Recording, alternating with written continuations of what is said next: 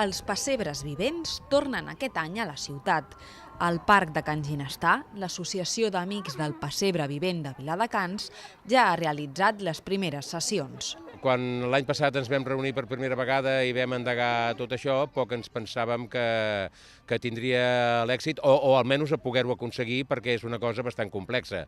S'han tingut que fer tot el vestuari, s'ha tingut que fer tota l'escenografia, en fi, buscar gent que estigués predisposada a passar una miqueta de fred per tal de fer-ho. I nosaltres el que volem fer és que aviam si podem agafar i convertir aquest pessebre vivent en una tradició, més del poble i de la ciutat de Viladecans. Hi participen mig centenar de figurants que representen 8 escenes tradicionals del pessebre. Hem volgut fer això, que sigui un pessebre parlat, perquè hi ha molts pessebres vivents que són quadros plàstics, diguéssim, no?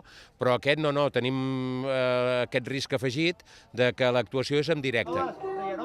Està arribant una caravana d'estrangers que sembla gent important. El pessebre vivent de Can Ginestà té sessions previstes els dies 27 i 28 de desembre i 3 i 4 de gener, i els tiquets d'accés tenen un preu de 5 euros. Aquests dies també es pot visitar un altre pessebre vivent a la plaça de la Diversitat. Les associacions de veïns, dones i jubilats del barri de Sales han volgut recuperar la tradició de recrear el naixement de Jesús. Aquesta activitat és gratuïta i a partir de les 9 de la nit els personatges que la protagonitzen canten nadales i fan una cercavila pel barri. El 26 i el 27 de desembre estan previstes les últimes sessions.